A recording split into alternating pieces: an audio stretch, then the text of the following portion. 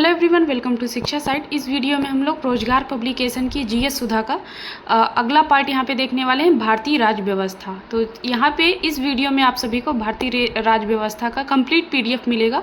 और अगर आपको किसी और बुक का पीडीएफ चाहिए तो आप लोग मुझे कमेंट बॉक्स में बता सकते हैं। हमारा पूरा प्रयास रहेगा कि आप सभी के लिए वो बुक उपलब्ध कराई जाए। और अभी आप हमारे चैनल पर नए हैं तो प्लीज़ चैनल को सब्सक्राइब कर लें और उसके साथ ही बेल आइकन को जरूर प्रेस करें, जिससे वीडियो अपलोड किया जाए तो उसका नोटिफिकेशन आप सभी को मिल जाए।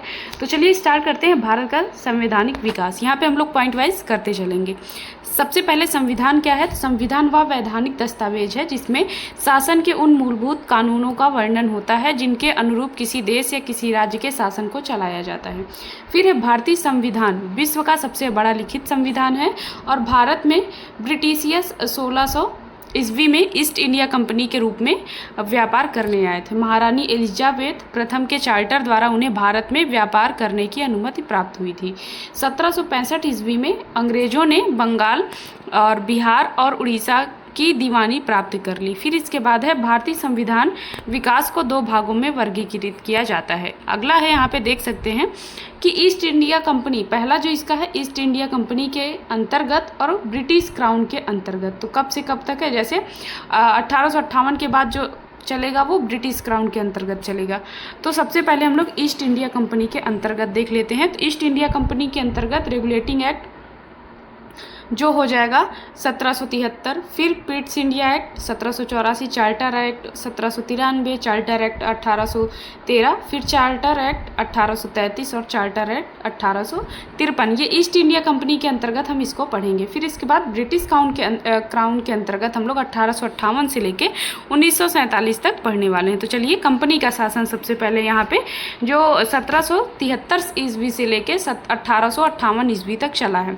सबसे पहले 1773 का रेगुलेटिंग एक्ट, इस अधिनियम के तहत बंगाल के लिए एक गवर्नर जनरल की नियुक्ति की गई, जिसकी सहायता के लिए 4 सदस्यों की एक परिषद नियुक्त की गई। फिर इसके बाद है, इसके अंतर्गत वारेन हेस्टिंग्स को बंगाल का पहला गवर्नर जनरल बनाया गया। इस अधिनियम के तहत मद्रास और बम्बई प्रेसिडेंसियों को बंगाल के गवर्नर जनरल के अधीन कर दिया गया। इस अधिनियम के तहत 1774 ईस्वी में कलकत्ता में एक सर्वोच्च न्यायालय की स्थापना की गई, जिसमें एक मुख्य न्यायाधीश तथा 3 अन्य न्यायाधीश थे। और इसमें मुख्य न्यायाधीश कौन थे? तो वो सर एलिजा इम्पे थे। फिर इसके बाद है चॉम्बर्स, लेमेस्टर तथा हाइट सहायक न्यायाधीश थे, जो कुल यहाँ पे 3 अन्य न्यायाधीशों में चॉम्बर्स और लेमेस्टर और हाइट। फिर इसके बाद इस अधिनियम के द्वारा कंपनी के कर्मचारियों को निजी व्यापार करने तथा भारतीयों से उपहार और रिश्वत लेने पर प्रतिबंध लगा दिया गया था। इस अधिनियम के द्वारा ब्रिटिश सरकार ने कोर्ट ऑफ डायरेक्टर्स का गठन करके कंपनी पर नियंत्रण अधिक सशक्त कर दिया और उसके तहत सैन्य, नागरिक और राजस्व मामलों की जानकारी ब्रिटिश सरकार को देना आवश्यक कर दिया। आगे है 1781 का अधिनियम। 1781 में है कि 1773 के रेगुलेटिंग एक्ट की कमियों को दूर करने के लिए ब्रिटिश संसद ने इस अधिनियम को पारित किया। इस अधिनियम को एक्ट ऑफ सेटलमेंट के नाम से भी जाना जाता है। 1784 का पिट्स इंडिया एक्ट जो है इसके अंतर्गत है। इस एक्ट को ब्रिटेन के तत्कालीन प्रधानमंत्री विलियम पिट के द्वारा प्रस्तुत किया गया था। तो ये भी पूछा जाता है किसके द्वारा प्रस्तुत किया गया? तो विलियम पिट, इन्हीं के नाम पे पिट्स इंडिया एक्ट हुआ। इस एक्ट के द्वारा कंपनी के व्यापारिक और प्रशासनिक कार्यों को अलग अलग कर दिया गया था। फिर इसके बाद है, इस एक्ट ने सरकार को कंपनी के राजनीतिक मामलों पर अधिक नियंत्रण देने के लिए बोर्ड ऑफ कंट्रोल की स्थापना की, जबकि वाणिज्यिक मामलों को कंपनी के कोर्ट ऑफ डायरेक्टर्स के पास रखा। इसी प्रकार द्वैध शासन का शुभारंभ हुआ। भारत में कंपनी के अधीन क्षेत्र को पहली बार ब्रिटिश आधिपत्य वाला क्षेत्र घोषित किया गया और गवर्नर जनरल की परिषद में सदस्यों की संख्या 4 से घटाकर 3 कर दी गई। नियंत्रण बोर्ड को यह शक्ति दी गई कि वह ब्रिटिश नियंत्रित भारत में सभी नागरिक, सैन्य, सरकार और राजस्व गतिविधियों का अधीक्षण और नियंत्रण करे। 1786 का अधिनियम, इस अधिनियम के तहत गवर्नर जनरल को विशेष परिस्थितियों में अपने परिषद के नियंत्रण को निरस्त करने का अधिकार दिया गया। इस अधिनियम के द्वारा गवर्नर जनरल को प्रधान सेनापति की शक्तियां भी प्रदान की गई। पहली बार यह दोनों अधिकार गवर्नर जनरल कॉर्नवालिस को प्राप्त हुए थे। ठीक है, क्योंकि ये 2 बार भी नियुक्त हुए थे, तो इसके लिए भी पूछा जाता है। और 1793 का चार्टर एक्ट, इस अधिनियम के द्वारा कंपनी के व्यापारिक अधिकारियों को अगले 20 वर्षों के लिए बढ़ा दिया गया तथा नियंत्रक मंडल के सदस्यों को भारतीय राजस्व में से वेतन देने की बात कही गई। इस अधिनियम के द्वारा सभी कानूनों तथा विनियमों की व्याख्या करने का अधिकार न्यायालय को प्रदान किया गया। अब इसके बाद है 1813 का चार्टर एक्ट। इस एक्ट के द्वारा भारत में कंपनी के व्यापारिक एकाधिकार को समाप्त कर दिया गया, लेकिन चाय, अफीम और चीन के साथ व्यापार में कंपनी का एकाधिकार बना रहा। तो किसके साथ समाप्त नहीं हुआ था एकाधिकार, इसके लिए भी पूछ लेता है कई बार। कंपनी का लाभांश लगभग 10.5 निर्धारित किया गया। इस चार्टर अधिनियम के द्वारा कलकत्ता, मुंबई और मद्रास की सरकारों द्वारा बनाई गई विधियों का ब्रिटिश संसद के द्वारा अनुमोदन किया जाना अनिवार्य कर दिया और ब्रिटिश संसदीय अनुमति के बिना यह कानून लागू नहीं किया जा सकते थे। इस एक्ट ने कंपनी के व्यापारिक अधिकारों को अगले 20 वर्षों तक के लिए बढ़ा दिया था। फिर आगे इस अधिनियम के द्वारा भारतीय शिक्षा पर प्रतिवर्ष 1 लाख की धनराशि खर्च करने का प्रावधान किया गया तथा ईसाई मिशनरियों को भारत में धर्म प्रचार करने की अनुमति दी गई। इस अधिनियम में भारतीय साहित्य के पुनरुद्धार और विज्ञान को बढ़ावा देने के लिए वित्तीय अनुदान का प्रावधान भी किया गया था। 1833 का चार्टर एक्ट, यह अधिनियम ब्रिटिश भारत के प्रशासनिक केंद्रीकरण की दिशा में एक महत्वपूर्ण स्थान रखता है। आगे है, इस अधिनियम के द्वारा बंगाल के गवर्नर जनरल को भारत का गवर्नर जनरल बना दिया गया तथा विलियम बेंटिक भारत के प्रथम गवर्नर जनरल कहलाए।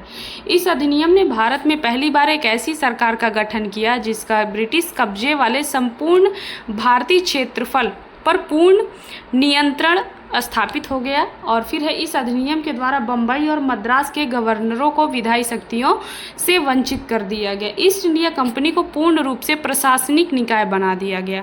इसके बाद आगे आप देखेंगे कि इस अधिनियम ने गवर्नर जनरल को पूरे ब्रिटिश भारत में विधायिका संबंधी असीमित अधिकार प्रदान कर दिए, जिसके अंतर्गत पहले बनाए गए कानून को नियामक कानून और नए कानून के तहत बने कानून को अधिनियम कहा गया। इस अधिनियम के द्वारा सिविल सेवकों के चयन के लिए खुली प्रतियोगिता के आयोजन प्रारंभ करने का प्रयास किया गया। इस अधिनियम की धारा 87 में प्रावधान किया गया कि रंग, जाति और धर्म के आधार पर कंपनी की सेवा से भारतीयों को किसी भी पद, कार्यालय और रोजगार को प्राप्त करने से वंचित नहीं किया जा सकेगा। इस अधिनियम ने दास प्रथा को समाप्त करने का प्रयास किया तथा 1843 ईस्वी में एलनबरो द्वारा दास प्रथा को अवैध घोषित किया गया और अंतिम रूप से समाप्त कर दिया गया। इस अधिनियम के द्वारा मैकाले को प्रथम विधि सदस्य के रूप में गवर्नर जनरल की परिषद में शामिल किया गया तथा मैकाले की अध्यक्षता में 4 सदस्यीय विधि आयोग का गठन किया गया। अगला है 1853 का चार्टर एक्ट। यह अंतिम चार्टर अधिनियम था। भारतीय संवैधानिक विकास की दृष्टि से यह महत्वपूर्ण अधिनियम था और इस अधिनियम के द्वारा गवर्नर जनरल की परिषद के विधायी और प्रशासनिक कार्यों को अलग अलग कर दिया गया। गवर्नर जनरल की परिषद में 6 नए सदस्यों को जोड़ा गया, जिनमें से 4 का चुनाव बंगाल, मद्रास, मुंबई और आगरा की स्थानीय प्रांतीय सरकार द्वारा किया जाता था। इस अधिनियम के द्वारा विधि निर्माण हेतु भारत के लिए अलग से 12 सदस्यीय विधान परिषद की स्थापना की गई। फिर आगे है, इस अधिनियम के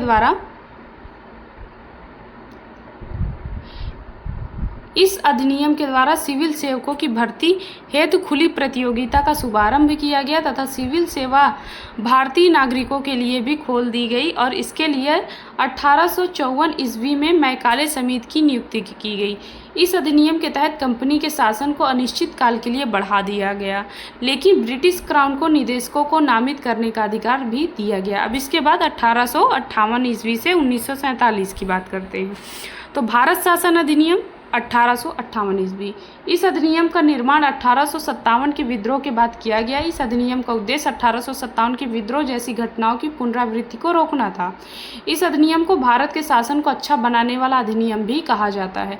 इस अधिनियम के द्वारा भारत का शासन सीधे ब्रिटेन की महारानी विक्टोरिया के हाथों में चला गया। इस अधिनियम के द्वारा गवर्नर जनरल का नाम बदलकर भारत का वायसराय कर दिया गया तथा वायसराय भारत में ब्रिटिश संसद का प्रत्यक्ष प्रतिनिधि बन गया।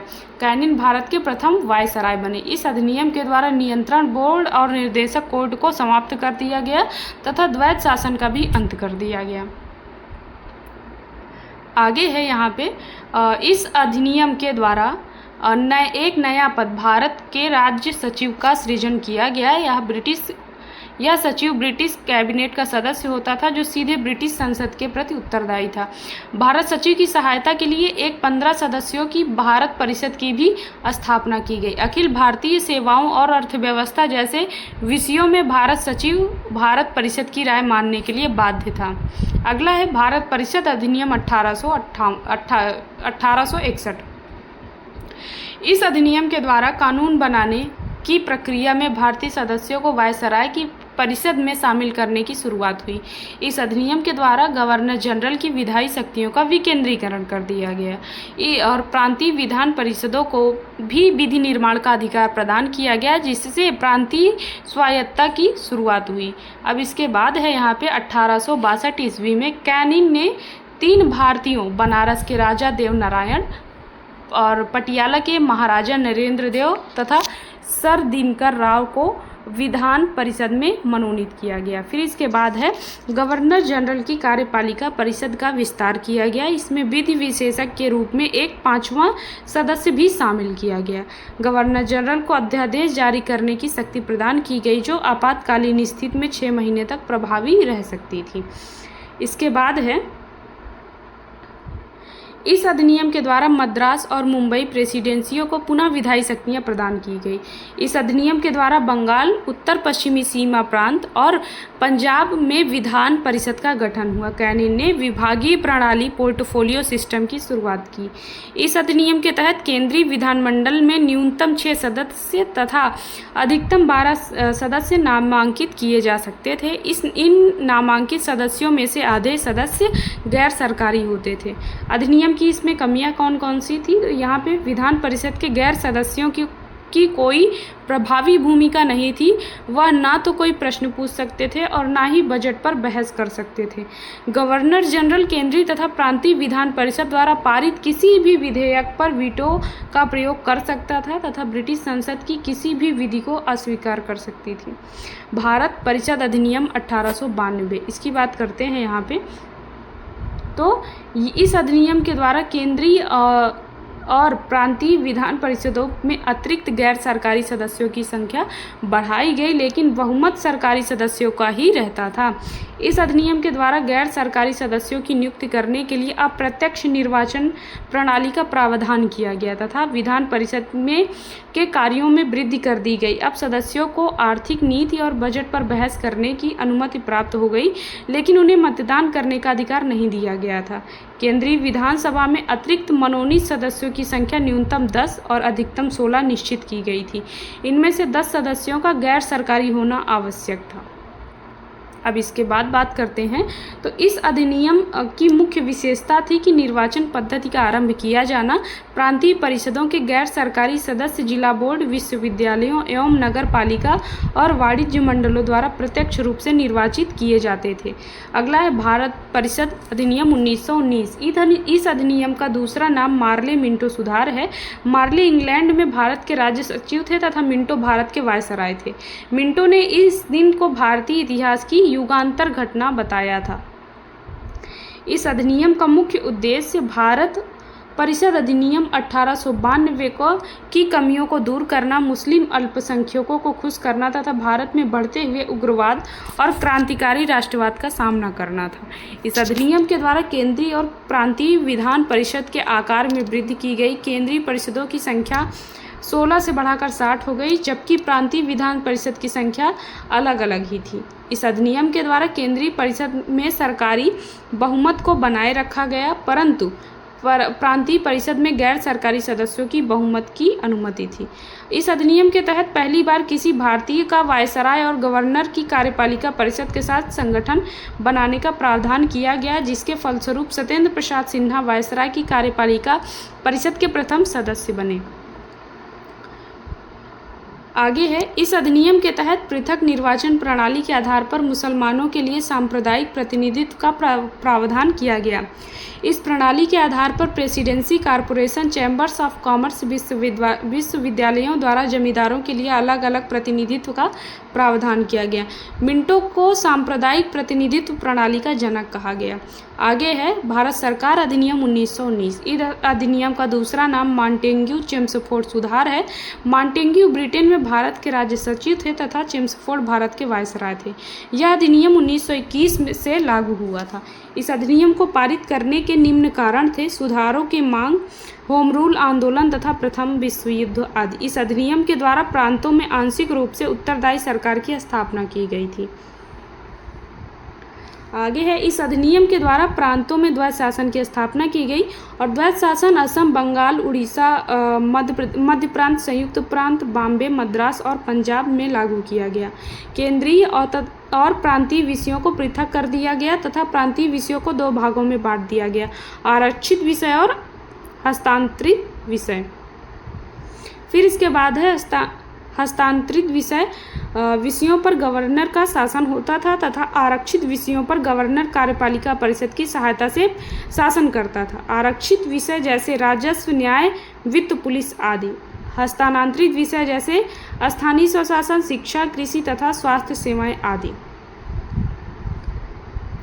इस अधिनियम ने सांप्रदायिकता के आधार पर सिखों, भारतीय, ईसाइयों, आंग्ल भारतीयों और तथा यूरोपियों के लिए भी पृथक निर्वाचन के सिद्धांत को विस्तारित किया। इस अधिनियम के तहत 1926 ईस्वी में ली आयोग की सिफारिश पर लोक सेवा आयोग का गठन किया गया। इस अधिनियम के तहत केंद्र में द्विसदनात्मक विधायिका स्थापित की गई, अर्थात भारतीय विधान परिषद के स्थान पर द्विसदनीय व्यवस्था यानी राज्यसभा और लोकसभा का गठन किया गया। इस अधिनियम के अनुसार वायसराय की कार्यपालिका परिषद में 6 सदस्यों में कमांडर इन चीफ को छोड़कर अन्य 3 सदस्यों का भारतीय होना आवश्यक था।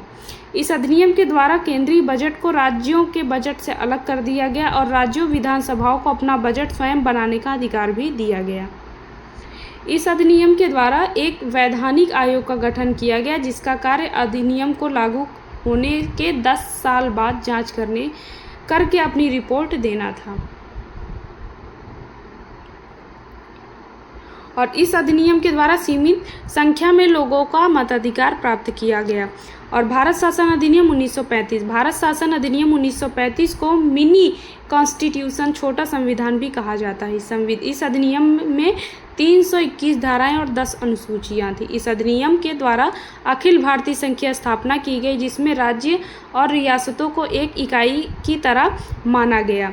और फिर इसके बाद है, इस अधिनियम ने केंद्र और इकाइयों के बीच 3 सूची, संघ, राज्य और समवर्ती सूची के आधार पर शक्तियों का विभाजन किया तथा अवशिष्ट शक्तियों पर कानून बनाने का अधिकार वायसराय को दिया गया।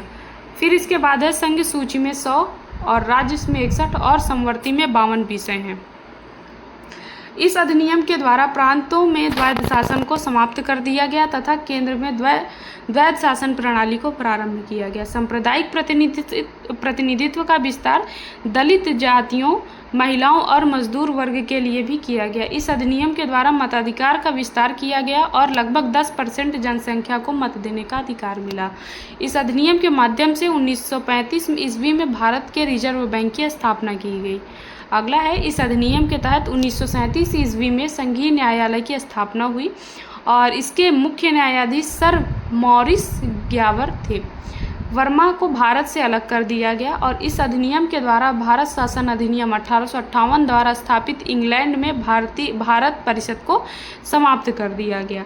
इस अधिनियम के द्वारा 11 राज्यों में से 6 राज्यों में द्विसदनीय व्यवस्था प्रारंभ हुई जिनमें बंगाल, मुंबई, मद्रास, बिहार, संयुक्त प्रांत और असम थे। इस अधिनियम के द्वारा संघ लोक सेवा आयोग की स्थापना की गई तथा प्रांतीय लोक सेवा आयोग एवं 2 से अधिक राज्यों के लिए एक संयुक्त लोक सेवा आयोग की स्थापना का भी प्रावधान किया गया। अगला है, 1935 के अधिनियम के बारे में पंडित जवाहरलाल नेहरू ने कहा है कि यह एक अनेक ब्रेकों वाली इंजन रहित गाड़ी है। अनेक ब्रेकों वाली इंजन रहित गाड़ी है। Cripps mission 1942। क्रिप्स मिशन 22 मार्च 1942 को भारत आया। यह एक सदस्य आयोग था।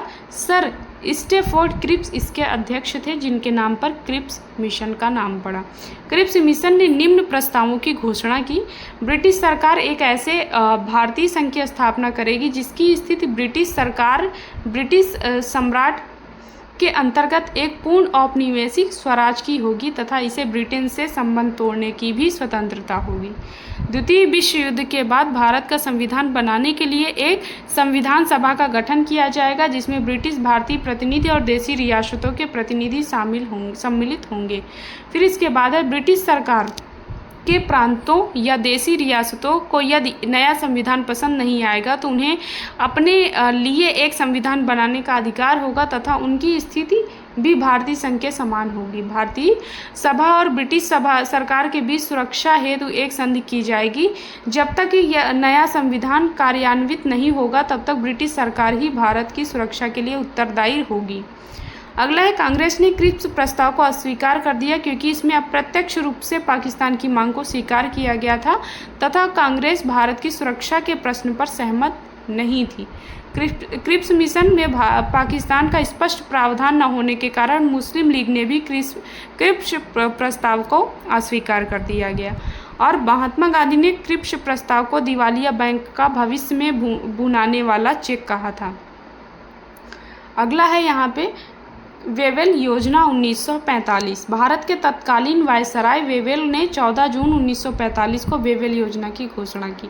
वेवेल योजना में निम्न प्रस्ताव शामिल थे। पहला, द्वितीय विश्व युद्ध के बाद भारतीयों द्वारा संविधान बनाए जाने तक के लिए एक अंतरिम व्यवस्था करना। वायसराय की कार्यकारिणी परिषद का पुनर्गठन किया जाएगा, जिसमें वायसराय और सैन्य प्रमुख को छोड़कर शेष सभी सदस्य शामिल होंगे तथा परिषद में सवर्ण हिंदुओं और मुसलमानों को बराबर प्रतिनिधित्व मिलेगा। तीसरा, कार्यकारिणी परिषद अंतरिम सरकार के समान होगी और गवर्नर जनरल वीटो का प्रयोग आकरण नहीं कर सकेगा। भारत छोड़ो आंदोलन के दौरान गिरफ्तार हुए सभी नेताओं को रिहा कर दिया जाएगा और शिमला में एक सर्वदलीय सम्मेलन का आयोजन किया जाएगा। नोट, कांग्रेस और मुस्लिम लीग दोनों ने इस योजना को अस्वीकार कर दिया था। अब इसके बाद शिमला सम्मेलन होगा। शिमला सम्मेलन 24 से 25 जून 1945 को शुरू हुआ था और 14 जुलाई 1945 तक चला था। शिमला सम्मेलन का नेतृत्व अब्दुल कलाम आज़ाद ने किया था। इस सम्मेलन में मुस्लिम लीग ने शर्त रखी कि वायसराय की कार्यकारिणी परिषद में नियुक्त होने वाले सभी मुस्लिम सदस्यों का चयन वह स्वयं करेगी। कांग्रेस मुस्लिम लीग की इस शर्त से सहमत नहीं हुई, जिस कारण यह सम्मेलन जो है वो असफल रहा। फिर कैबिनेट मिशन 1946। कैबिनेट मिशन का गठन ब्रिटिश प्रधानमंत्री क्लेमेंट इटली द्वारा किया गया था। यह एक उच्च स्तरीय कैबिनेट मिशन था। कैबिनेट मिशन 24 मार्च 1946 को भारत आया था। इस मिशन का नेतृत्व पैंथिस लॉरेंस ने किया था और इसके अन्य दो सदस्य सर स्टेफोर्ड क्रिप्स और एवी अलेक्जेंडर थे। 16 मई 1946 को कैबिनेट मिशन ने अपनी योजनाएं प्रस्तुत की।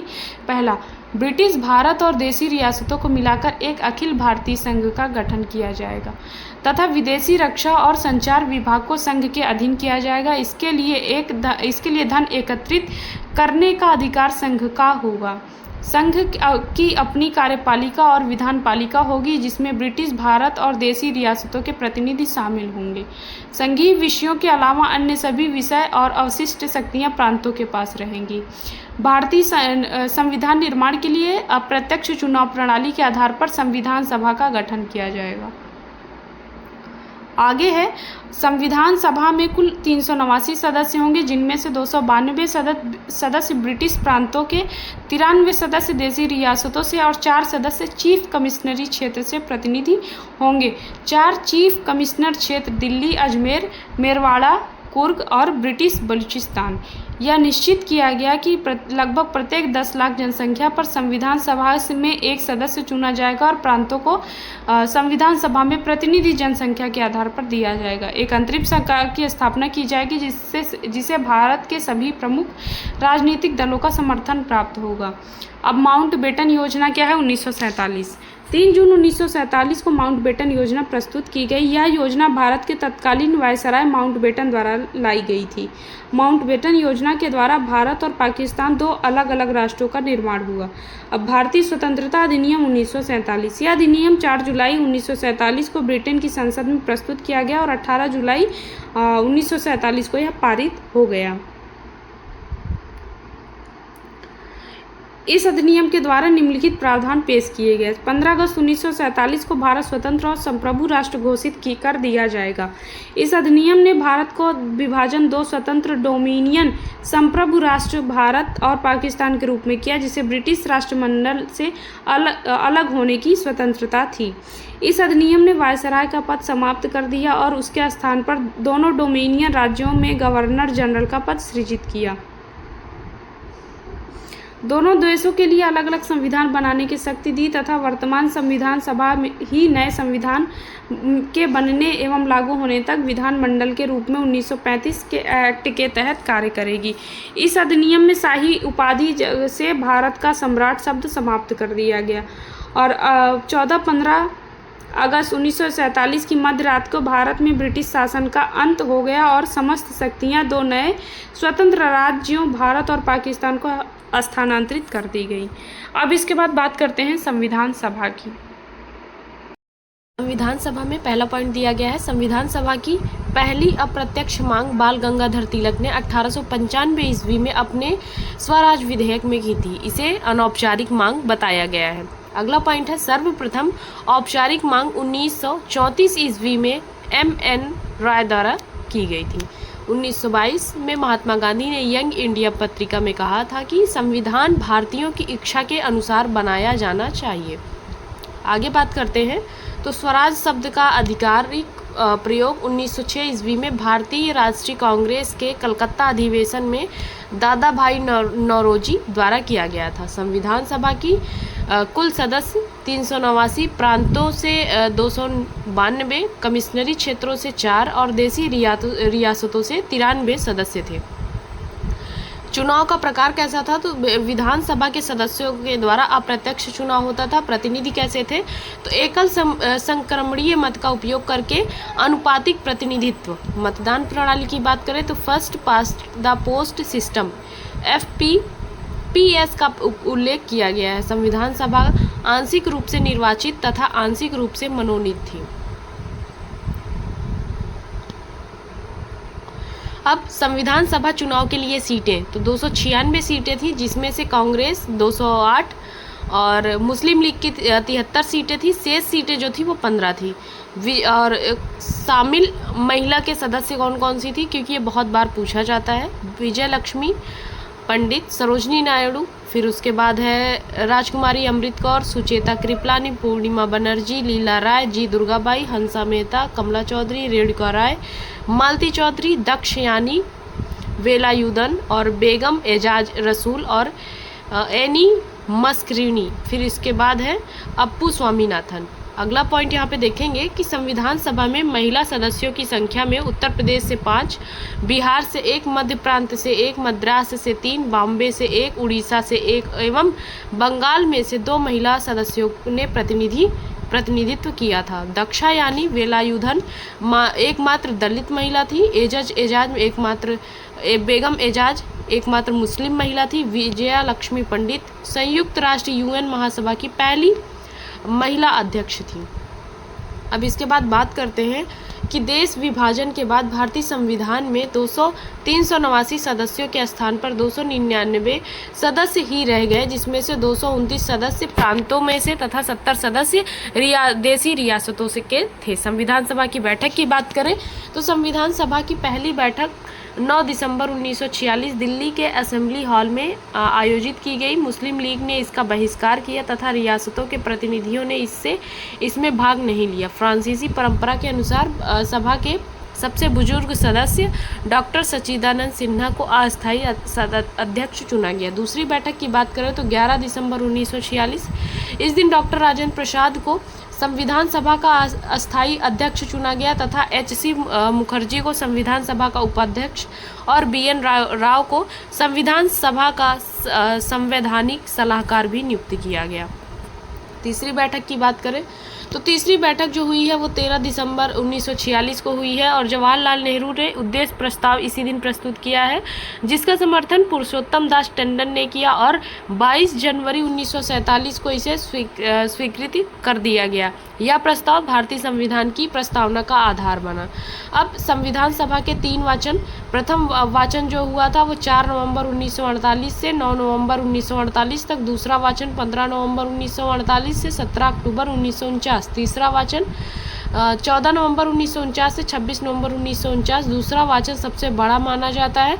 संविधान सभा की अंतिम बैठक 24 जनवरी 1950 में हुई। इस दिन 284 लोगों ने संविधान पर हस्ताक्षर किए। संविधान का मसौदा तैयार करने में लगा समय 2 वर्ष 11 माह 18 दिन। कुल व्यय जो है वो 63,96,729 लगभग और मूल प्रतियां हिंदी और इंग्लिश में है। कुल सत्र 11 हुए थे।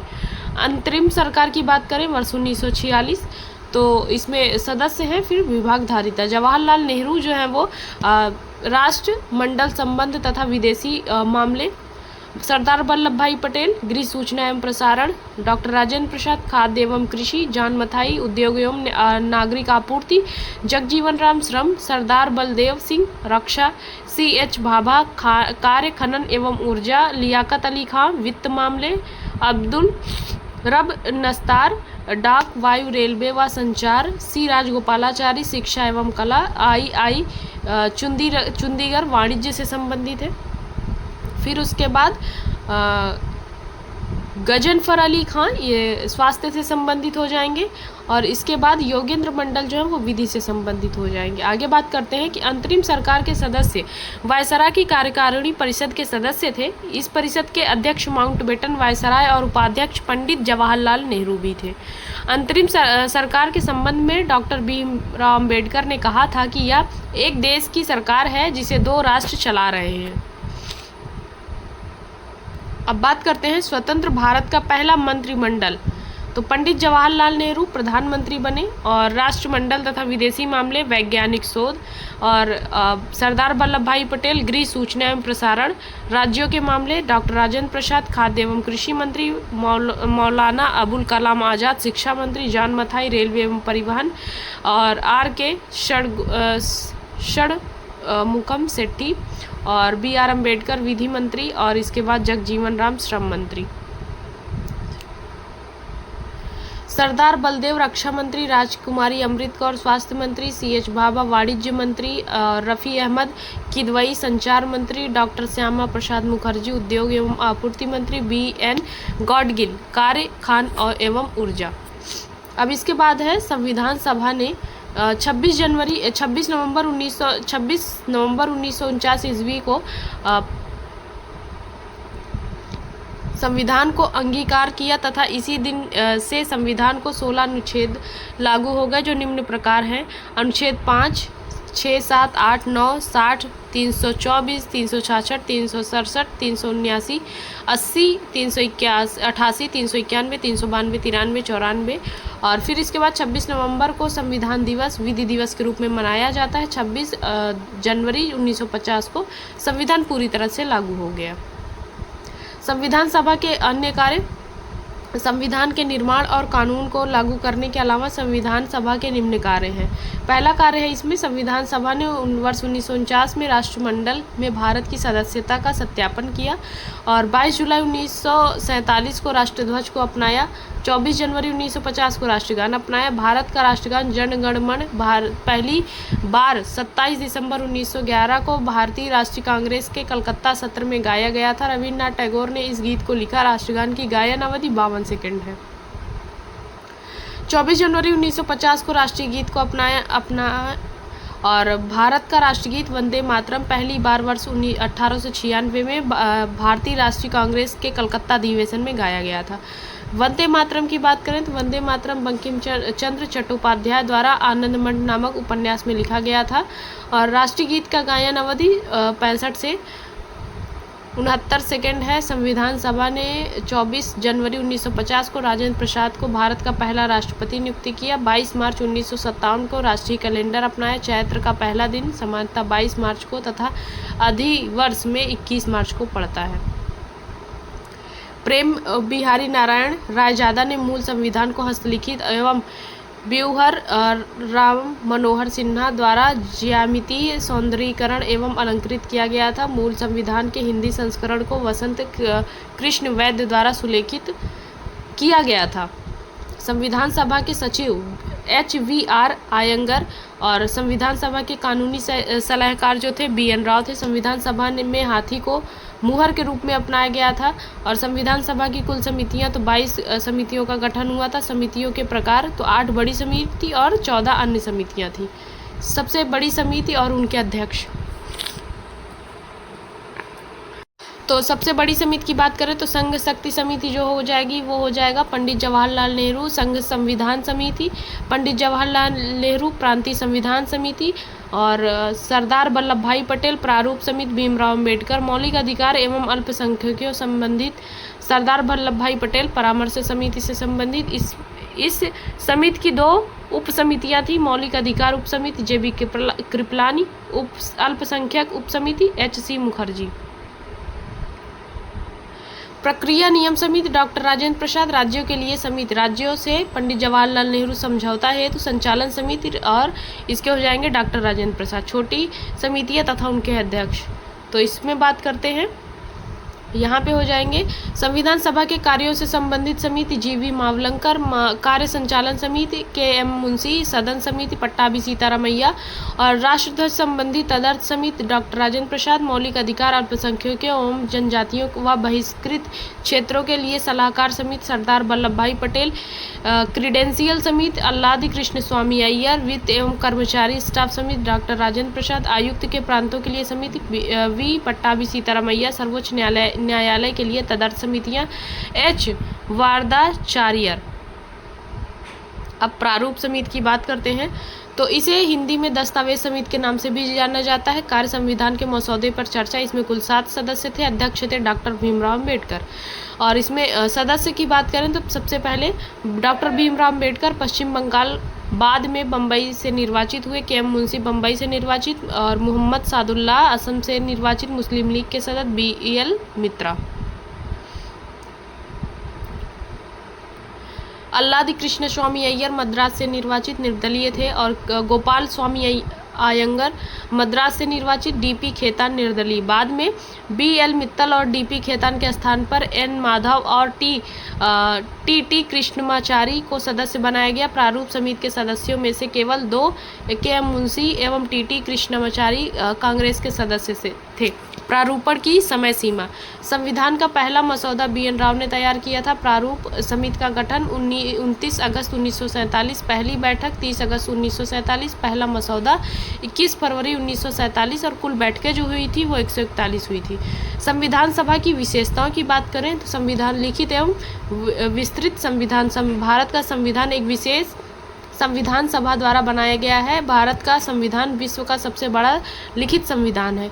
मूल संविधान में एक प्रस्तावना 395 अनुच्छेद 22 भाग एवं 8 अनुसूचियाँ थी। वर्तमान में 476 एक प्रस्तावना लगभग 470 अनुच्छेद 25 भाग एवं 12 अनुसूचियाँ हैं। संप्रभुता संपन्न राज्य, संप्रभुता संपन्न राज्य उसे कहते हैं जो अपनी आंतरिक और बाहरी नीतियों को स्वयं निर्धारित करता हो तथा किसी बाहरी नियंत्रण के अधीन नहीं हो। इस संबंध में भारत पूर्णतया स्वतंत्र है। लोकतंत्रात्मक गणराज्य की बात करें तो भारत एक लोकतंत्रात्मक राज्य है जिसका अर्थ भारत का शासन भारतीय जनता द्वारा निर्वाचित प्रतिनिधि की ही संचालित करेंगे। गणराज्य का अर्थ है कि राज्य के सभी नागरिकों को उनकी योग्यता के अनुसार सभी छोटे बड़े पदों पर पहुंचने का अधिकार होगा तथा भारत का राष्ट्रीय अध्यक्ष राष्ट्रपति निर्वाचित व्यक्ति होगा, न कि ब्रिटेन की तरह आनुवंशिक व्यक्ति। एकल नागरिकता की बात करें तो संविधान सभा केवल एकल नागरिकता को मान्यता प्रदान करता है। भारत का प्रत्येक नागरिक केवल भारत का नागरिक होगा, न कि किसी प्रांत या जिसमें वह रहता है। दोहरी नागरिकता का अर्थ है कि एक संघ और दूसरे राज्यों की, जैसा कि अमेरिकी संविधान में दोहरी नागरिकता का प्रावधान है। अब इसके बाद कठोर एवं लचीलापन संविधान। लचीला संविधान, तो भारतीय संविधान कठोर और लचीलेपन का मिश्रण है। यह कठोर इसलिए है क्योंकि इसके कुछ प्रावधानों में संशोधन करना अत्यंत कठिन है। इसके लिए एक विशेष प्रक्रिया का अनुसरण किया जा सकता है। लचीला इसलिए क्योंकि अधिकांश प्रावधानों को संसद द्वारा साधारण बहुमत से ही संशोधित किया जा सकता है। संसदीय सरकार की बात करें तो भारतीय संविधान में संसदीय प्रणाली के शासन का प्रावधान है, जो कि वेस्टमिंस्टर मॉडल पर आधारित। इस प्रणाली में वास्तविक कार्यपालिका शक्ति जनता के द्वारा निर्वाचित प्रतिनिधियों में निहित होती है तथा मंत्रिपरिषद का प्रमुख प्रधानमंत्री होता है। आगे बात करते हैं कि एकीकृत एवं स्वतंत्र न्यायपालिका। भारतीय संविधान में एकीकृत और स्वतंत्र न्यायपालिका की स्थापना की गई है। भारतीय न्यायपालिका में सर्वोच्च स्तर पर उच्चतम न्यायालय तथा राज्यों में उच्च न्यायालय एवं अधीनस्थ न्यायालय है। न्यायपालिका की स्वतंत्रता हेतु न्यायाधीशों की नियुक्ति, वेतन, भत्ते तथा पद से हटाए जाने से संबंध में संविधान में स्पष्ट प्रावधान किए गए हैं, जिससे सरकार उन पर कोई दबाव नहीं डाल सकती है। समाजवादी राज्य की बात करें तो भारतीय संविधान समाजवादी राज्य की स्थापना करता है, जिसका संकेत प्रस्तावना में वर्णित सभी नागरिकों को आर्थिक न्याय, प्रतिष्ठा और अवसर की समानता दिलाने के संकल्प में मिलता है। आगे बात करें तो समाजवादी शब्द संविधान में 42वें संविधान संशोधन अधिनियम 1976 द्वारा जोड़ा गया।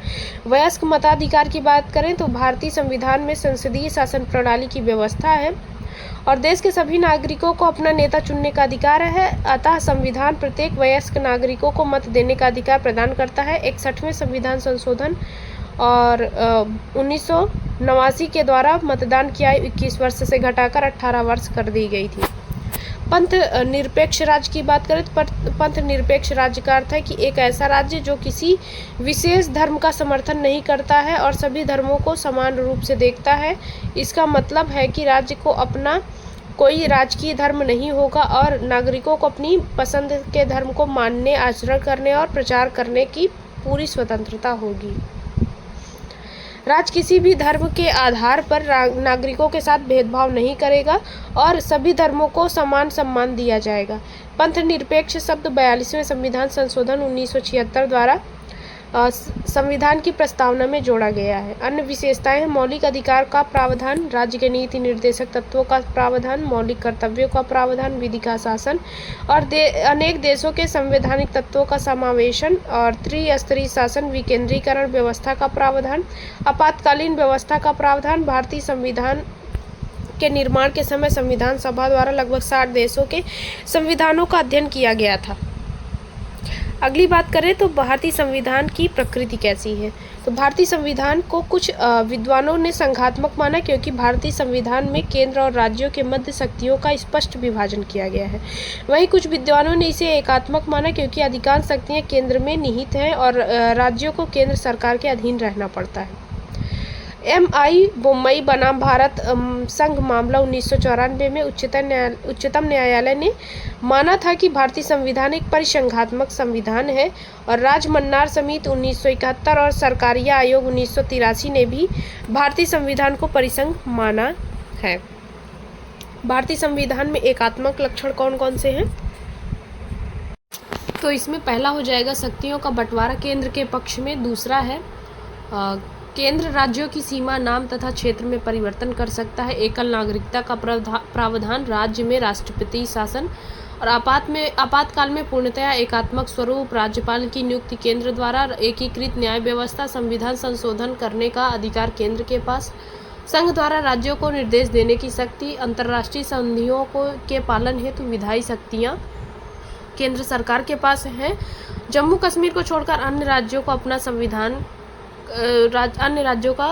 कोई संविधान नहीं है।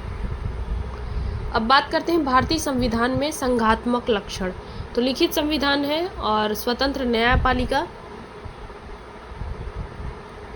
आगे बात करें तो भारतीय संविधान संशोधन की जटिल प्रक्रिया है। संविधान संघ एवं राज्यों के बीच शक्तियों का बंटवारा, केंद्र तथा राज्य में पृथक सरकारें, संसद में उच्च सदन, राज्यसभा की उपस्थिति। संविधान के संबंध में कथन। विंस्टन चर्चिल ने भारतीय संविधान सभा एक जाति की संस्था है और डॉक्टर भीमराव अम्बेडकर, कोई भी संविधान कितना भी अच्छा क्यों ना हो, यदि उसे क्रियान्वित करने वाले लोग बुरे हैं तो संविधान भी बुरा बन जाएगा। डी बसु, भारतीय संविधान संघात्मक एवं एकात्मक दोनों का मिश्रण है। आइवर जेनिंग, भारतीय संविधान वकीलों का स्वर्ग है। संघ तथा उसका राज्य क्षेत्र, अनुच्छेद 1 से 4, संघ तथा उसका राज्य क्षेत्र भाग 1, और इसके अंतर्गत आप देखेंगे कि संघ तथा उसका क्षेत्र, भौगोलिक क्षेत्र, यूटी एंड स्टेट दोनों। फिर अनुच्छेद 1, इंडिया अर्थात भारत राज्यों का संघ होगा, भारत के राज्य क्षेत्र में शामिल होंगे राज्य और केंद्र शासित संघ शासित प्रदेश और अधिग्रहित क्षेत्र। अनुच्छेद 2 की बात करते हैं तो संसद कानून द्वारा नए राज्यों को संघ में शामिल कर सकती है या उसकी स्थापना कर सकती है। संसद नए राज्यों के प्रवेश या स्थापना को मंजूरी दे सकती है। नए राज्यों को जो पहले से भारत संघ में नहीं मिला सकते, उसे किसी नए क्षेत्र से राज्य बनाना। सिक्किम एक राज्य नहीं था, नए क्षेत्र को राज्य बनाना। फिर ऐतिहासिक संदर्भ है 1961 में गोवा भारत में विलय, 1974-75 में 35-36वें संविधान संशोधन के संदर्भ जो सिक्किम भारत के साथ एकीकरण से संबंधित थे, शुरू में एक सह राज्य के रूप में, बाद में एक पूर्ण राज्य के रूप में। आगे बात करते हैं अनुच्छेद 3। यह विधेयक संसद को नए राज्य बनाने, मौजूदा राज्यों के क्षेत्रों, सीमाओं या नामों में परिवर्तन करने का अधिकार देता है। राज्यों और शहरों का नाम परिवर्तन की सूची, जिसमें मद्रास से तमिलनाडु 1969 में, चेन्नई 1996 में, मैसूर कर्नाटक 1973, उड़ीसा से ओडिशा हो जाएगा 2011 में, उत्तरांचल से उत्तराखंड 2007, कोलकाता से कलकत्ता हो जाएगा 2001 में शामिल। भारतीय संघ की अवधारणा क्या है? तो भारत को विनाशकारी राज्यों का अविनाशी संघ के रूप में वर्णित किया गया है, जिसका अर्थ है कि संघ को नष्ट नहीं किया जा सकता है, लेकिन इसके भीतर के राज्यों को परिवर्तित और पुनर्गठित किया जा सकता है। राज्यों के पुनर्गठन की प्रक्रिया क्या है? तो राज्यों के पुनर्गठन के लिए राष्ट्रपति की पूर्व अनुमति आवश्यक है। प्रभावित राज्यों की राय लेना अनिवार्य है, हालांकि यह बाध्यकारी नहीं है।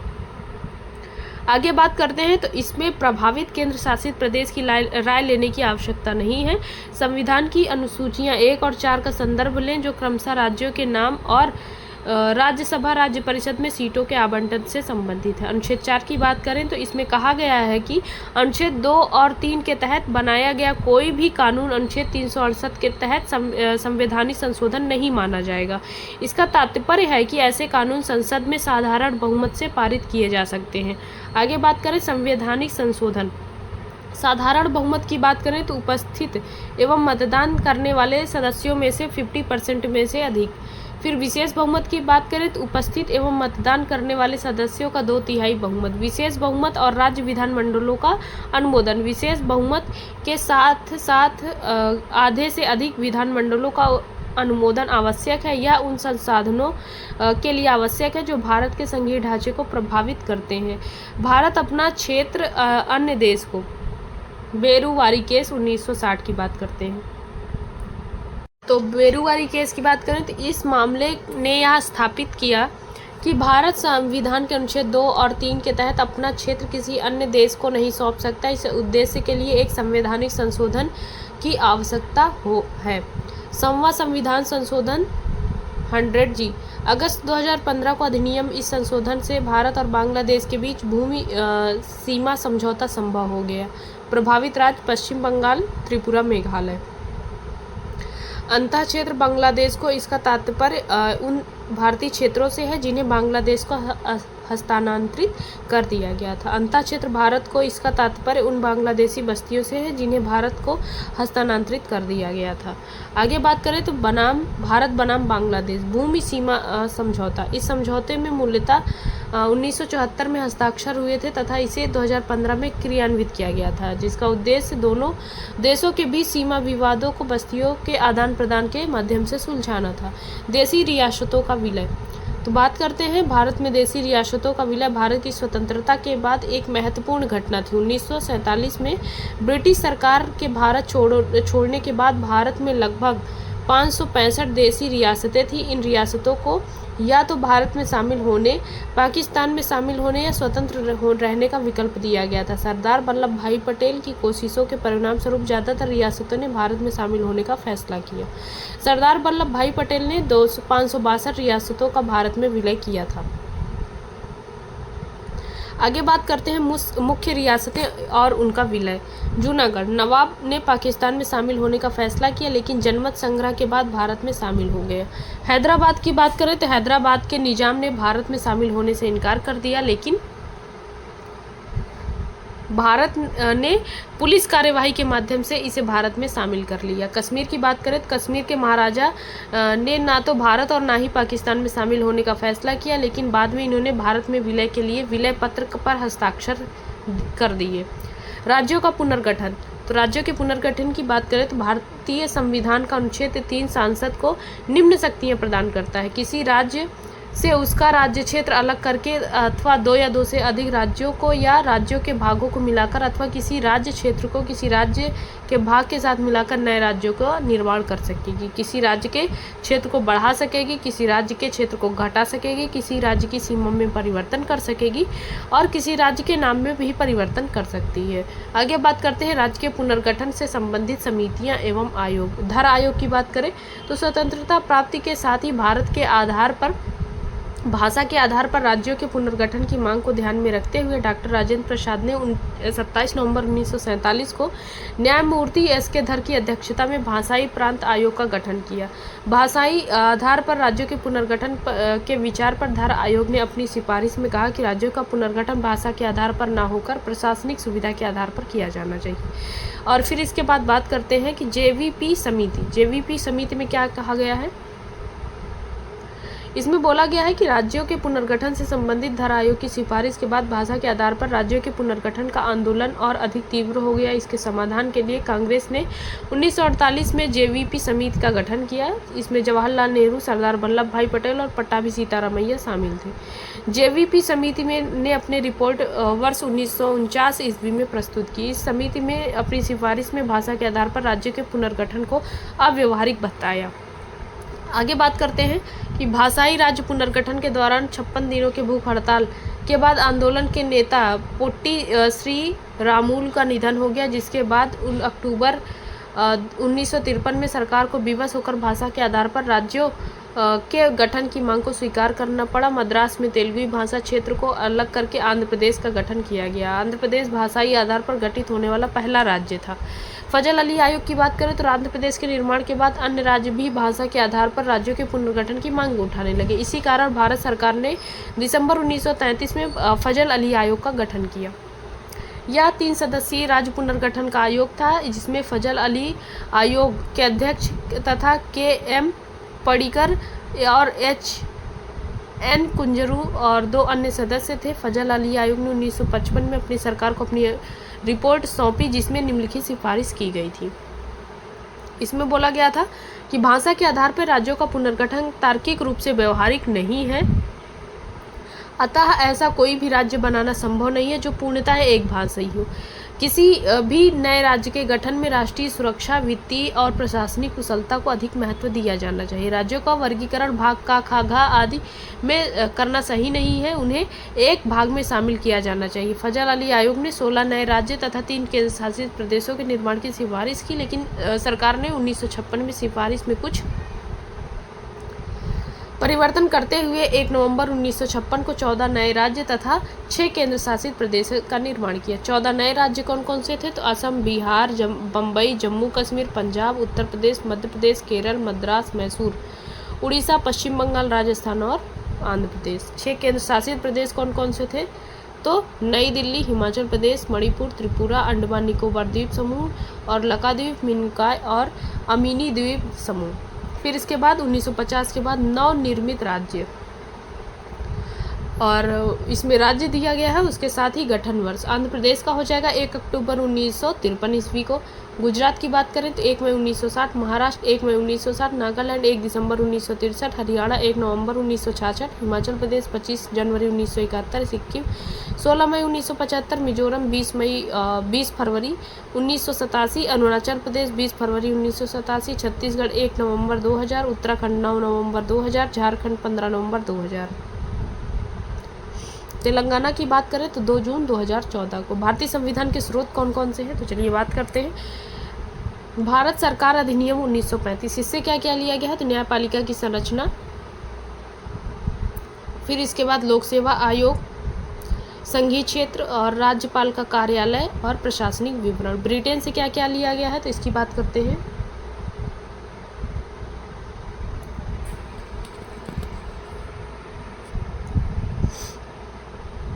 इससे लिया गया संसदीय शासन प्रणाली, विधि निर्माण प्रक्रिया, एकल नागरिकता, संसदीय प्रणाली, द्विसदनीय व्यवस्था, विधायी प्रक्रिया, कानून का शासन, मंत्रिमंडल प्रणाली और सर्वाधिक मत के आधार पर चुनाव जीत का निर्णय।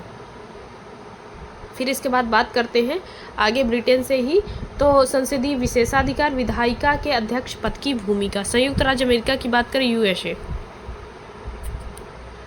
प्रस्तावना रखने की अवधारणा, मौलिक अधिकार, न्यायपालिका की स्वतंत्रता, न्यायिक समीक्षा, राष्ट्रपति पर महाभियोग, सुप्रीम कोर्ट और हाई कोर्ट के न्यायाधीशों को हटाना, उपराष्ट्रपति का पद, प्रस्तावना के शब्द, लोकहित याचिका, IPIL और न्यायिक पुनर्विलोकन और संविधान की सर्वोच्चता। आयरलैंड से बात करें तो राष्ट्रपति के निर्वाचन की पद्धति और राज्यसभा में सदस्यों का नामांकन, राज्य के नीति निर्देशक तत्व। कनाडा की बात करें तो संघात्मक व्यवस्था, राज्यपालों की नियुक्ति, केंद्र द्वारा शक्तियों का विवरण तथा अवशिष्ट शक्तियों का केंद्र में निहित होना, उच्चतम न्यायालय का परामर्शी न्याय निर्णयन और सशक्त केंद्र के साथ संघीय व्यवस्था।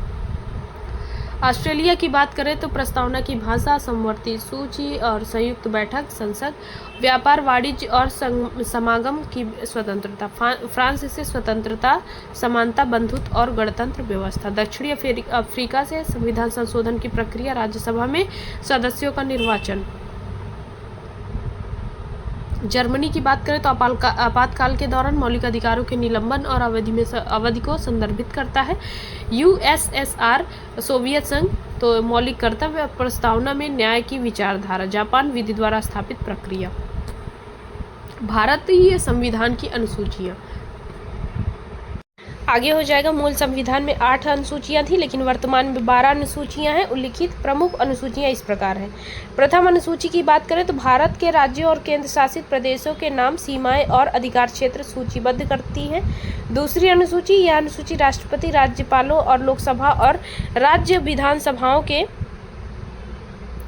अध्यक्षों और उपाध्यक्षों, राज्यसभा और राज्य विधान परिषदों की सभापति और उपसभापति, सर्वोच्च न्यायालय और उच्च न्यायालयों के न्यायाधीशों तथा भारत के नियंत्रक एवं महालेखा परीक्षक जैसे संवैधानिक पदों पर आसीन अधिकारियों की उपलब्धि, वेतन भत्तों और विशेषाधिकार से संबंधित है। तीसरी अनुसूची, इसमें चुनाव लड़ने वाले उम्मीदवार, संसद, विधानमंडल के सदस्यों, संघ और राज्य मंत्रियों, सर्वोच्च न्यायालय और उच्च न्यायालयों के न्यायाधीशों तथा भारत के नियंत्रक और महालेखा परीक्षक CAG द्वारा ली जाने वाली शपथ और प्रतिज्ञान के स्वरूपों की रूपरेखा दी गई है। चौथी अनुसूची की बात करें तो यह अनुसूची राज्यसभा में प्रत्येक राज्य और केंद्र शासित प्रदेशों के लिए सीटों के आवंटन से संबंधित है। पांचवी अनुसूची की बात करें तो अनुसूचित और जनजाति क्षेत्र के प्रशासन और नियंत्रण से संबंधित है। छठी अनुसूची, इसमें असम, मेघालय, त्रिपुरा, मिजोरम के जनजाति क्षेत्रों के प्रशासन के लिए प्रावधान शामिल है। सातवीं अनुसूची की बात करें तो 3 अनुसूचियों के माध्यम से संघ और राज्य के बीच शक्तियों का विभाजन। संघ सूची वे विषय जिन पर संघ केंद्र सरकार कानून बना सकती, मूलतः 97 और अब विषय 100 हो गए हैं। राज्य सूची की बात करें तो वे विषय जिन पर राज्य सरकारें कानून बना सकती हैं, पहले 66 थे, अब 61 हो गए हैं। विशेष परिस्थितियों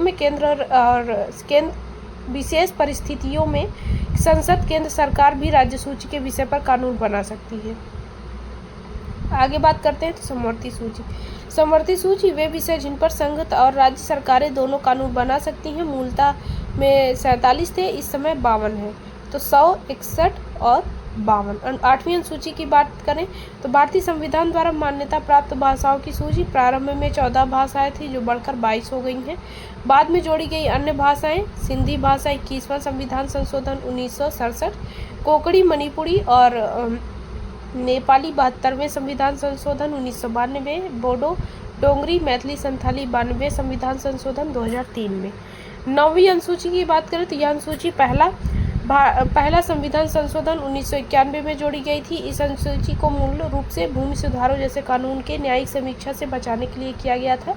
सर्वोच्च न्यायालय ने वामन राव के मामले में 1981 में स्पष्ट कर दिया कि अप्रैल 1973 संविधान केशवानंद भारती मामले की निर्णय की तिथि के बाद 9वीं अनुसूची में शामिल किए जाने वाले अधिनियमों को न्यायिक समीक्षा की जा सकेगी।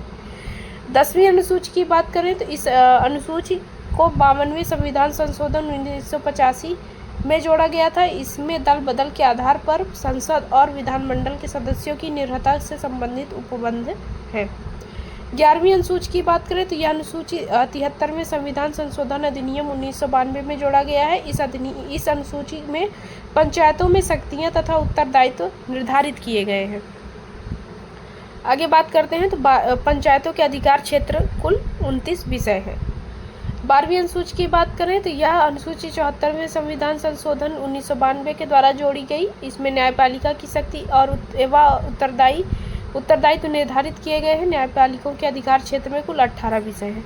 भारतीय संविधान के भाग मूलतः भारतीय संविधान में 22 भाग थे। वर्तमान में इसके 25 भाग हैं। संशोधन के माध्यम से 4 भाग जोड़े गए हैं। मुख्य भाग एवं लेख। भाग 1 है संघ तथा उसके राज्य क्षेत्र और यह अनुच्छेद 1 से 4 तक है। भाग 2 नागरिकता है, अनुच्छेद 5 से 11 और भाग 3 है मौलिक अधिकार, अनुच्छेद 12 से 35। भाग 4 है राज्य के नीति निर्देशक 36 से 51 और भाग 4 का मौलिक कर्तव्य 51A। भाग 5 संघ सरकार, अनुच्छेद 52 से 151 और भाग 6 राज्य सरकारें हैं, अनुच्छेद 152 से 237। भाग 7 है निर्देशित 238 अनुच्छेद। भाग 8 है केंद्र शासित प्रदेश, अनुच्छेद 239 से 242। भाग 9 है पंचायतें, अनुच्छेद 243 से 243 और फिर भाग 9 का है सहकारी समिति, अनुच्छेद 243 यज से 243 यन तक और फिर उसके बाद भाग 10 अनुसूचित एवं जनजाति क्षेत्र, अनुच्छेद 244 से 244A। भाग 11 संघ और राज्यों के बीच संबंध, अनुच्छेद 245 से 263। भाग 12 वित्त संपत्ति संविदाएं और वाद, 264 से 300A। भाग 13 है भारत के राज्य क्षेत्र के भीतर व्यापार वाणिज्य और समागम, अनुच्छेद 301 से 307। भाग 14 है संघ और राज्यों के अधीन सेवाएं, अनुच्छेद 308 से 323। 14A की बात करें भाग तो अधिकरण, अनुच्छेद 323A से 323B। भाग 15 है निर्वाचन आयोग, अनुच्छेद 324 से 329A। भाग 16 है कुछ वर्गों से संबंधित विशेष प्रावधान, अनुच्छेद 330 से 342। अनुसूचित जातियों, जनजातियों, पिछड़े वर्गों और आंग्ल भारतीयों के संबंध में विशेष उपबंध। भाग 17 की बात करें तो राजभाषा, अनुच्छेद 343 से 351। भाग 18 की बात करें तो आपातकालीन प्रावधान 352 से 360 और भाग 19 की बात करें तो विविध अनुच्छेद 361 से 367 राष्ट्रपति, राज्यपाल आदि को संरक्षण। भाग 20 की बात करें तो संविधान संशोधन, अनुच्छेद 368। भाग 21 की बात करें तो अस्थायी संक्रमणकालीन विशेष प्रावधान, अनुच्छेद 369 से 392 और भाग 22 की बात करें संक्षिप्त शीर्षक प्रारंभ और फिर हिंदी में प्राधिकृत पाठ और निरसन, अनुच्छेद 393 से 395। प्रस्तावना की बात करें तो प्रस्तावना संविधान की जन्मपत्री कुंडली है। के.एम. मुंशी ने कहा है। प्रस्तावना संविधान का परिचय पत्र N.A. पालखीवाल बोले हैं। फिर इसके बाद प्रस्तावना संविधान की आत्मा ठाकुरदास भार्गव। प्रस्तावना उद्देशिका, तो यहाँ पे हम भारत के लोग भारत को एक संपूर्ण प्रभुत्व संपन्न समाजवादी पंथ निरपेक्ष लोकतंत्रात्मक गणराज्य बनाने के लिए तथा उसके समस्त नागरिकों को तो सामाजिक, आर्थिक, राजनीतिक न्याय, विचार अभिव्यक्ति, विश्वास, धर्म और उपासना की स्वतंत्रता, प्रतिष्ठा और अवसर की समान समता प्राप्त करने के लिए तथा उन सब में व्यक्ति गरिमा, राष्ट्र की एकता, अखंडता सुनिश्चित करने वाली बंधुता बढ़ाने के लिए दृढ़ संकल्प होकर अपनी इस संविधान सभा में आज तारीख 26 नवंबर 1949 ईस्वी को एतद द्वारा इस संविधान को अंगीकृत, अधिनियमित और आत्मर्पित करते हैं। तो ये हो जाएगा आपको प्रस्तावना। आगे बात करते हैं उद्देशिका का उद्देश्य या प्रस्तावना का उद्देश्य। उद्देशिका से पता चलता है कि संविधान के प्राधिकार का मूल स्रोत भारत की जनता में निहित है। उद्देशिका में उन सभी अधिकारों एवं स्वतंत्रताओं की घोषणा की गई है जिन्हें संविधान निर्माताओं ने सभी नागरिकों के लिए सुनिश्चित करने की इच्छा व्यक्त की थी। संविधान की उद्देशिका में अब तक केवल एक ही बार संशोधन किया गया है। 1942वें संविधान संशोधन 1976 के तहत संविधान की उद्देशिका में 3 शब्द जोड़े गए: पंथ निरपेक्ष, अखंडता और समाजवादी। उद्देशिका की शब्दावली। पहला है संप्रभुता संपन्न।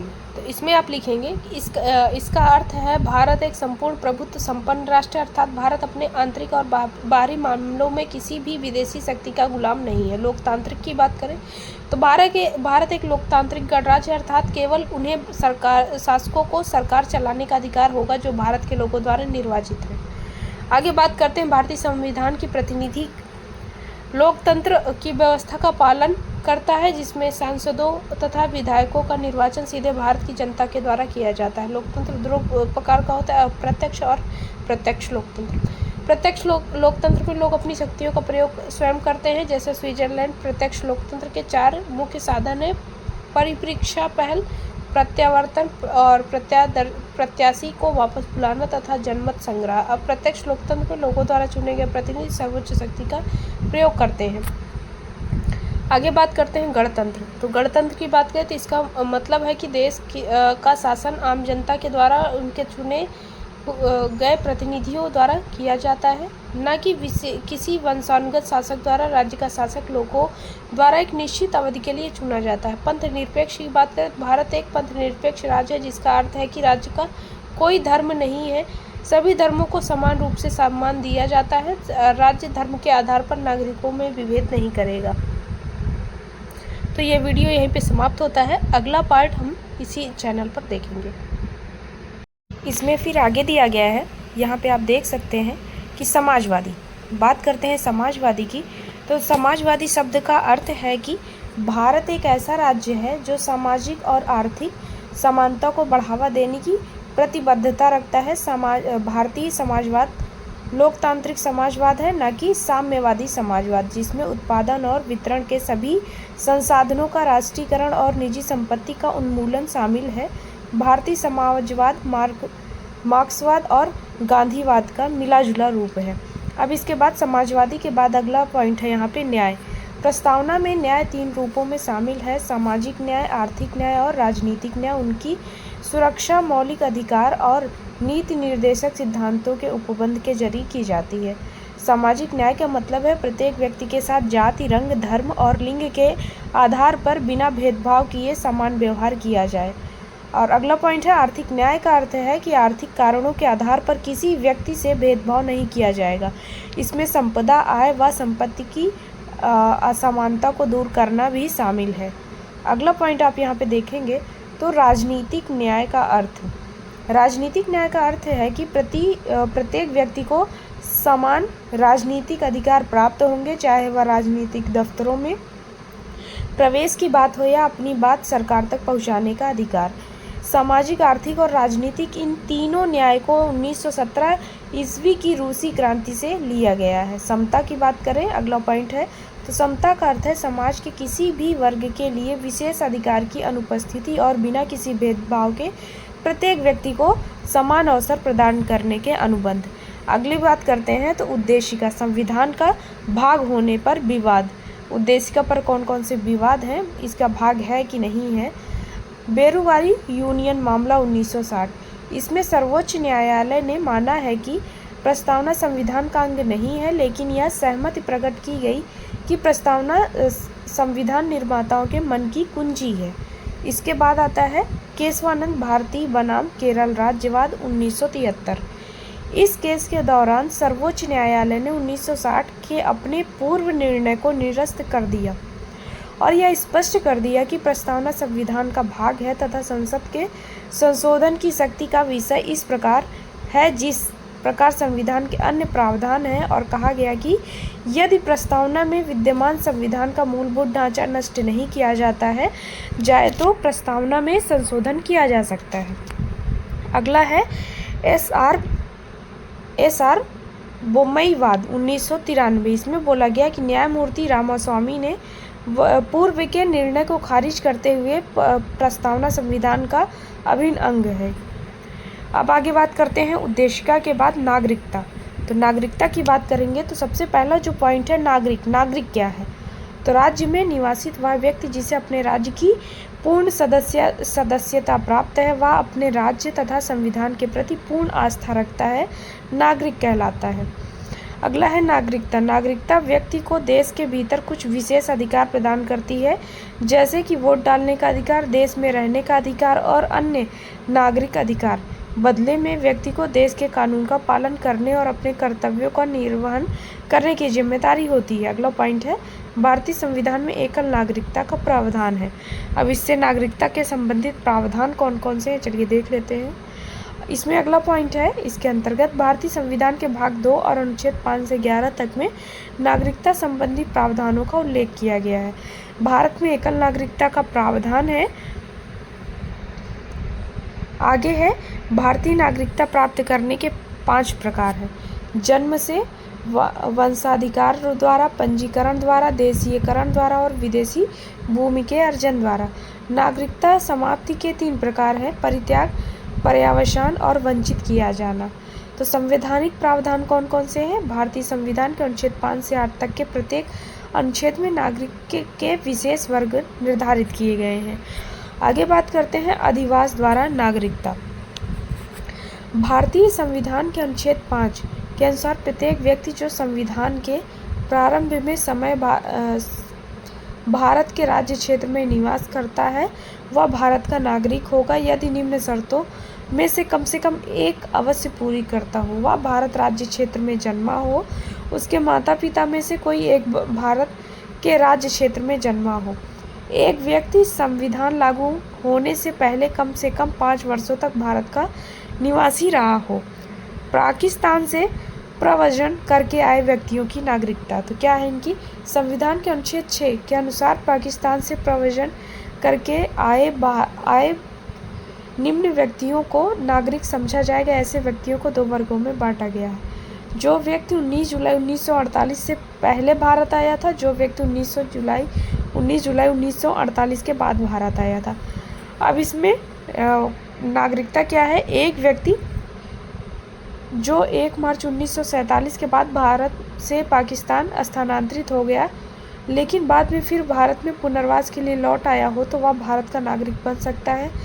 यदि वह अस्थायी रूप से भारत में लौटने की अनुमति लेकर आया हो, ऐसे व्यक्ति को नागरिकता के लिए पंजीकरण कराना होगा, जो कम से कम 6 महीने तक भारत में रहने के बाद ही किया जा सकेगा। भारत से बाहर रहने वाले भारतीय मूल के व्यक्तियों की नागरिकता। अब आगे बात करते हैं। तो संविधान के अनुच्छेद 8 के अनुसार ऐसे व्यक्ति जिनके माता पिता या दादा दादी अविभाजित भारत में पैदा हुए हों लेकिन वह भारत के बाहर रह रहे हों, फिर भी वह भारत का नागरिक बन सकता है यदि वह अपने निवास के देश में भारत के राजनयिक परिषद के प्रतिनिधि के समक्ष नागरिकता संबंधी आवेदन प्रस्तुत करता है और उसके आवेदन पर उसकी नागरिकता का पंजीकरण स्वीकार कर लिया जाता है। अनुच्छेद 9 की बात करें तो भारतीय संविधान का अनुच्छेद 9 यह बताता है कि कोई भी व्यक्ति स्वेच्छा से किसी विदेशी राज्य की नागरिकता प्राप्त कर सकता है, वह भारत का नागरिक नहीं माना जाएगा।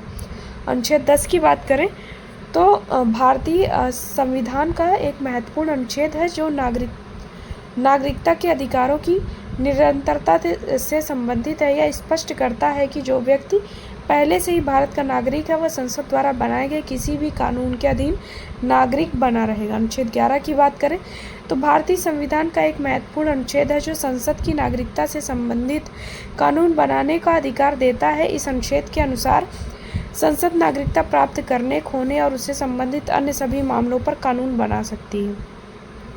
नागरिकता अधिनियम 1955, इस पे बात करें तो पहला इसमें पॉइंट दिया गया है, भारतीय संसद को अनुच्छेद 11 के अंतर्गत नागरिकता के संबंध में कानून बनाने का अधिकार दिया गया है। इसी के अंतर्गत 1955 में नागरिकता अधिनियम पारित किया गया। इस अधिनियम में अब तक 6 बार संशोधन हो चुका है। कौन कौन से वर्ष हैं? 1986, 1992, 2003, 2005, 2015 और 2019। और फिर नागरिकता संशोधन अधिनियम 2019। नागरिकता संशोधन अधिनियम से CAA 2019 एक भारतीय कानून है जो 2019 में पारित किया गया था। यह कानून नागरिकता अधिनियम 1955 में संशोधन करता है और कुछ विशेष परिस्थिति में भारत की नागरिकता प्राप्त करने के लिए पात्रता को विस्तृत करता है। नागरिकता संशोधन अधिनियम 2019 मुख्य रूप से पाकिस्तान, अफगानिस्तान और बांग्लादेश से आने वाले हिंदू, सिख, बौद्ध, जैन, पारसी और ईसाई धार्मिक अल्पसंख्यकों को भारत की नागरिकता प्रदान करता है। आगे आप देखेंगे यहाँ पे, यह अधिनियम इन अल्पसंख्यकों को अवैध प्रवासी के रूप में नहीं मानता यदि वे 31 दिसंबर 2014 को या उससे पहले भारत में प्रवेश कर चुके हों। इस अधिनियम में भारत की नागरिकता प्राप्त करने हेतु भारत में निवास करने की अनिवार्य अवधि को उपयुक्त व्यक्तियों के लिए 11 वर्ष से घटकर 5 वर्ष कर दिया। इन व्यक्तियों द्वारा नागरिकता प्राप्त करने हेतु आवेदन पर उन्हें देशीकरण के माध्यम से नागरिकता प्रदान की जाएगी। इस अधिनियम के प्रावधान असम, मेघालय, त्रिपुरा एवं मिजोरम के आदिवासी क्षेत्र तथा बंगाल पूर्वी सीमांत विनियम 1873 के अंतर्गत अनुसूचित आंतरिक सीमा के अंतर्गत आने वाले क्षेत्र के अवैध प्रवासियों पर लागू नहीं होंगे। नागरिकता संशोधन अधिनियम CAA 2019 को 11 दिसंबर 2019 संसद द्वारा पारित किया गया था और 12 दिसंबर 2019 को राष्ट्रपति ने इसे मंजूरी दे दी थी। नागरिकता प्राप्ति, तो भारतीय नागरिकता प्राप्त करने के 5 तरीके हैं: जन्म से वंश द्वारा, पंजीकरण द्वारा, देशीकरण द्वारा और क्षेत्र के समावेश द्वारा। जन्म से नागरिकता 26 जनवरी 1950 के भारत में जन्मे किसी भी व्यक्ति को नागरिक माना जाएगा बशर्ते कि उसके माता या पिता भारतीय नागरिक हों। यदि माता पिता में से एक भारतीय नागरिक है तो दूसरा अवैध प्रवासी है तो बच्चे को भारतीय नागरिकता नहीं माना जाएगा। वंश द्वारा नागरिकता, विदेश में जन्मा कोई भी व्यक्ति भारतीय नागरिक है यदि उसके जन्म के समय उसके माता या पिता कोई भारतीय नागरिक हो। यदि माता या पिता में से कोई एक भारतीय है तो वह व्यक्ति भारतीय नागरिकता का दावा कर सकता है। माता की नागरिकता के आधार पर विदेश में जन्मे व्यक्ति को नागरिकता प्रदान करने का प्रावधान नागरिकता संशोधन अधिनियम 1992 द्वारा किया गया। 3 दिसंबर 2004 को भारत के से बाहर जन्मा कोई भी व्यक्ति वंश के आधार पर भारत का नागरिक नहीं माना जाएगा यदि उसके जन्म के 1 वर्ष के भीतर भारतीय राजनयिक कार्यालय में उसके जन्म का पंजीकरण न करा दिया गया हो। आगे बात करते हैं पंजीकरण द्वारा नागरिकता। ऐसा व्यक्ति जो भारत का नागरिक नहीं है वह निम्न शर्तों में से किसी एक से संबंधित होने पर वह पंजीकरण द्वारा भारत का नागरिक बन सकता है। जैसे भारत में जन्म लेने वाला कोई व्यक्ति यदि भारत के नागरिक के रूप में पंजीकृत होना चाहता है तो उसे भारत में लगातार 5 से 7 वर्ष तक रहने का प्रमाण देना होगा। देशीकरण द्वारा नागरिकता, विदेशियों को नागरिकता देने का प्रावधान, वह जिस देश का नागरिक है उस देश की नागरिकता का त्याग करके आवेदन से पहले भारत में 12 महीने का निरंतर निवास। आगे देखेंगे यहाँ पे आवेदकों के पास अच्छा चरित्र और भारत में रहने की इच्छा होनी चाहिए। भारतीय संविधान की 8वीं अनुसूची में सूचीबद्ध एक भाषा का ज्ञान आवश्यक है। संविधान और राष्ट्र की प्रति निष्ठा की शपथ आवश्यक है। कला, शांति, मानव प्रगति, विज्ञान, साहित्य और दर्शन के क्षेत्र में बुद्धिजीवियों को तत्काल नागरिकता प्रदान की जा सकती है। क्षेत्र का समावेश अर्जित क्षेत्र द्वारा।